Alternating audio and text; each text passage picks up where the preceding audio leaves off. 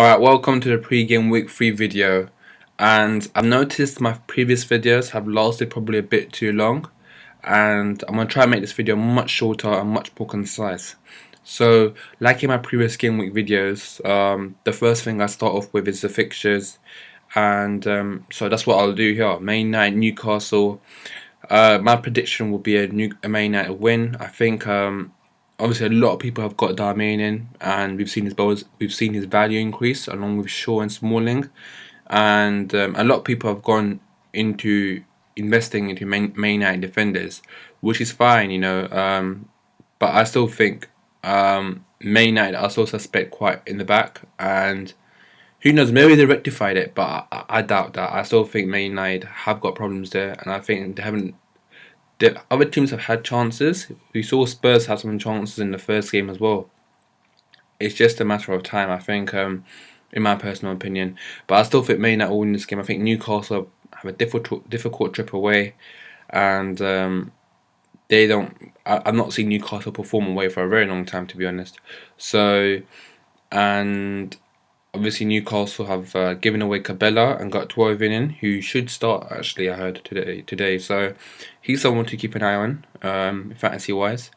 But yeah, I think Mitrovic might start today, and there was this discussion about how he should control his aggression, basically, like someone like Costa. But even then, Costa's aggression is a bit way too much for me. So should be a good game to watch. I will be watching this game, but I still think Man United should win this game. So yeah, in terms of Crystal Palace and Villa, I think Palace played well against Arsenal, and on another day could have easily won. So I've got a feeling this is either going to be somewhat of a nil. I mean, this could go either way actually. Villa could snatch this, and it should be a good game to watch. In terms of players to watch out for, I mean, Amavi has been attracting a lot of interest for fantasy players, and that's probably because if you look at the BPS system, he's actually got the highest bonus point system of all Villa players every time I see it, weirdly enough. So if you like keep a clean sheet, it's almost guaranteed that he's going to get you like a 2 or 3 bonus, and he's also offensive. So there are people that pretty much are getting him into their team, even though he's worth £5 million. And with Palace, well, they've got some tricky fixtures, but obviously people are still getting Kabay in, and yeah, it should be interesting to see who gets the 3 points, or it could go into a draw. But yeah, Leicester Spurs. Obviously Leicester have started great to this season, but in both games, I think defensively they've been a bit naive. They've conceded goals in both the games, and although the West Ham goal was a good one, but Spurs I think have got a point to prove. NG should be making his debut from Lyon, so. And obviously, Leicester have completely signed and go Canela. I think all this result could go both ways. I don't see both teams keeping clean sheets.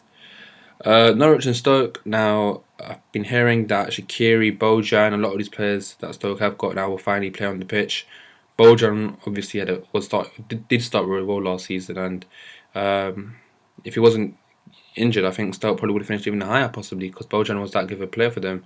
Norwich, obviously, they'll be ecstatic about winning the first game back in the Premier League, and this could be a very difficult game for Stoke because Norwich at home. The fans will back them, but this could go either way. And I probably will favour a Stoke result here, because I just think that because they haven't won a game yet, because they lost the first game and drew, they probably want to get a result. And well, it doesn't matter whenever you play a promoted team, home or away. You must always go. You must naturally, the Premier team will go for it. So I see Stoke getting a result here. Sunderland and Swansea. I think even though Kabul's injured, I heard apparently, and O'Shea will come back in. I think that might just help the defense.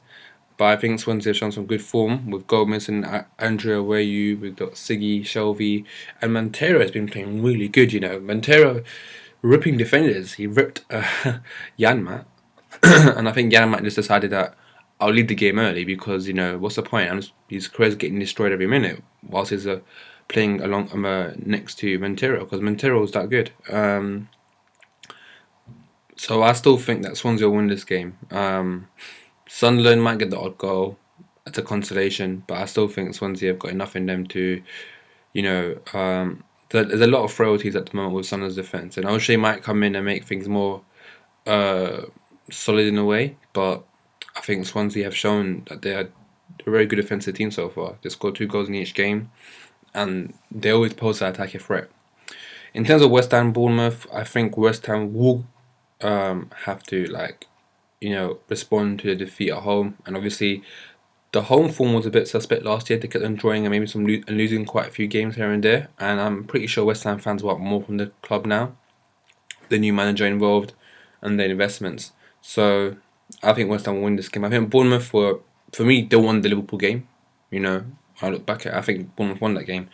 But it could be tight. Bournemouth could maybe snatch something. But I'll be very surprised to see if Bournemouth won this game, because I'm sure Bilic doesn't want his first 2 home games to be 2 defeats. On the Sunday fixtures, now we've got West Brom vs Chelsea.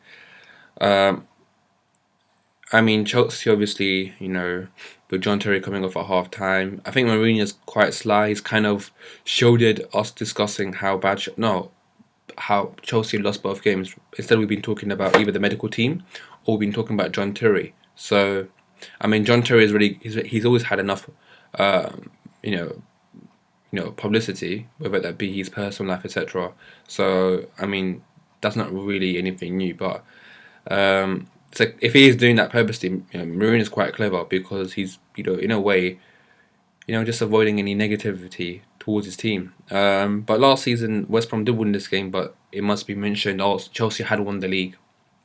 And West Brom, okay, yeah, they rejected the Berarino bid and they've got Rondon. I think it's still very much, a new nucleus in a way, and for them to have that chemistry straight away against a team like Chelsea might be a bit too far, because for me, if you play a brand new striker, it's a bit tricky for attackably for any team, because he is at the pinpoint of all movements towards opposition's goal. So, and with Chelsea, I still think that they're going to retaliate just like champions are supposed to and win this game. In terms of their transfers, obviously they've got Pedro in, and he's probably worth looking at, but he might not start this game, obviously, but let's see what happens. But it'll be interesting to see if he's the first team player, who goes out. Maybe Oscar will go out, even though he's not really part of the first team regularly, but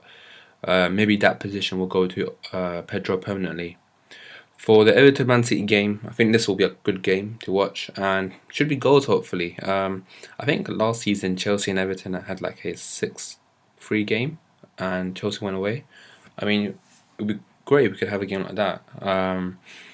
Everton obviously have picked up a great 3 points away at Southampton, but I still think defensively it's too weak, and with John Stones possibly his mind in 2 places, I see Man City winning this game. Although Man City may not keep a clean sheet. I mean, obviously they win both games 3-0, but I do see them possibly conceding, because Everton do have some firepower coming front. But if Man City were to keep a clean sheet and score goals, it's just a further signal that Man City have really started the season very well this season.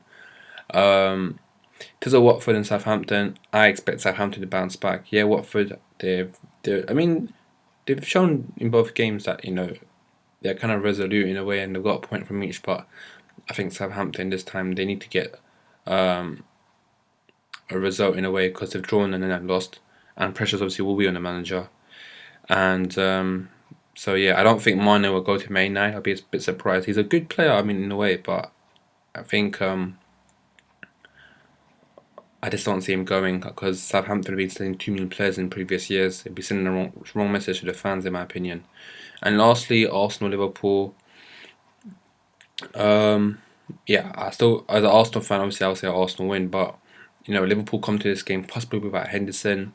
I don't think they were that great against Bournemouth. If it wasn't for a great continuous strike, they probably would have ended up drawing that Stoke game. Whereas Arsenal have come back, and I think this might be one of the first games where they might actually keep a clean sheet, and Arsenal might edge just 1 or 2-0 in my opinion. And I think Arsenal, they're the ones that are a bit more closer to their performance heights, the level which they can reach than Liverpool. It's just because there's not much. The team hasn't changed that much from last year, and the chemistry is much easily achieved. Whereas with Liverpool, we've all these kind of new players in there, and kind of a new way of playing the game. Because I mean, now they're doing much more direct balls to Benteke. It's it's a bit it's gonna take a bit of time. So I think Arsenal win here, in my opinion. Before I go, just comment a bit on the transfers. Obviously, we've seen quite a few players increase in value. Um, the main thing I've noticed to take from so far this game week into the transfers is how people are getting Mahrez in, and it seems to be kind of a transfer being done to facilitate Aguero being part of the team. So we've seen Mahrez value increase by 0.02, and his value now is like 5.8, and obviously Aguero value has increased. So that's something to note. And so far, it seems like more people have shifted towards the Aguero than a Sanchez thing. But I won't be surprised if Sanchez got points on Monday. That on game week 4 we see people getting Sanchez in. So yeah, thanks for watching my video, and talk soon.